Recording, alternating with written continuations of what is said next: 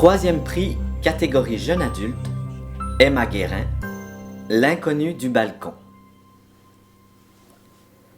C'était dans la plus grande disharmonie que la masse prenait place, les fessiers d'opulence drapés s'effondrant sur le velours épais, s'enfonçant dans la mousse des bancs. Formant d'abord une foule éparse qui s'emplissait peu à peu de gens de plus en plus pressés, les spectateurs feuilletaient bruyamment le programme de la saison, s'extasiant d'un prochain musicien, critiquant le suivant. Un concert d'excuses retentissait à chaque passage dans une rangée, suivi des bruissements réprobateurs de ceux qui avaient dû se lever. Somme toute, dans l'immensité du théâtre, une chorale de bourdonnements indistincts se formait peu à peu, chargeant l'air de l'excitation toute particulière des avant-spectacles. Le crescendo de l'enthousiasme s'exerçait chaque fois que l'aiguille frappait sa marque, jusqu'à ce que le rideau bleu se retire, le bruit de son glissement caractéristique suffisant à faire taire la foule d'un coup.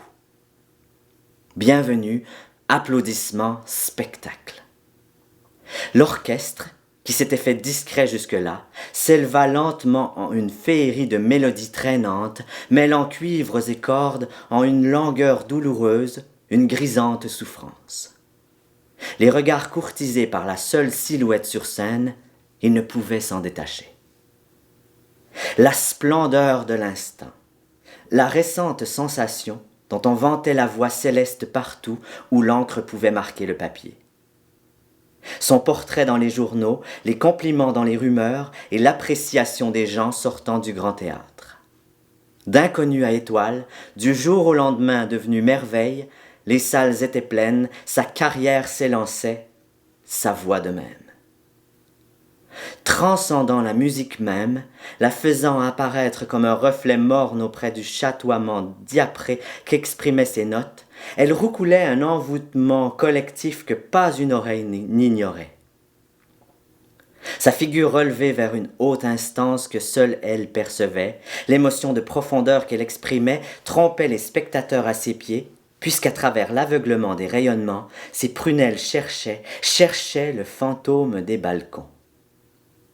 Cette entité presque immatérielle, presque toujours identique, une vieille dame au canotier blanc, immobile, quasi irréelle, pourtant bien là, ponctuelle.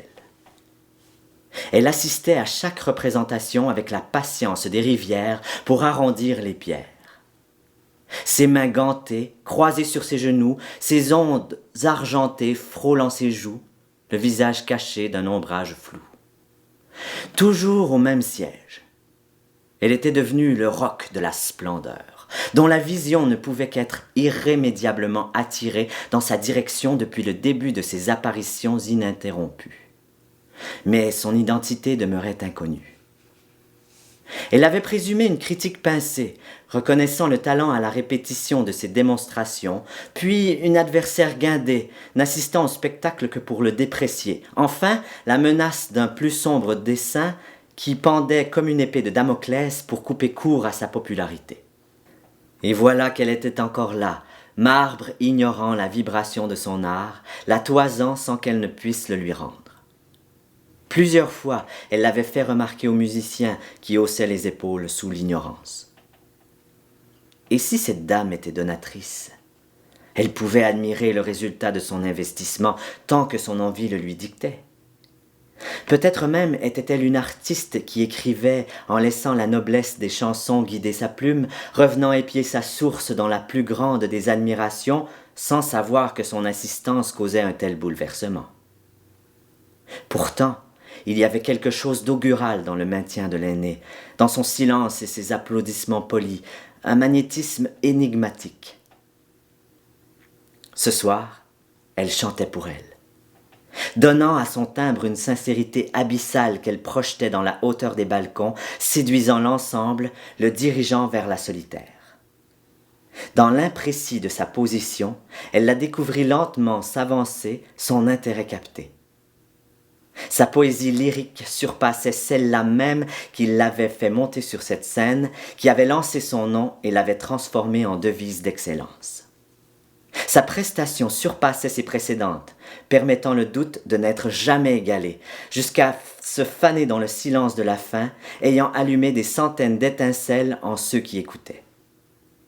Le théâtre entier se leva debout, bouillonnant de ravissement, les claquements plus frénétiques que bienséants.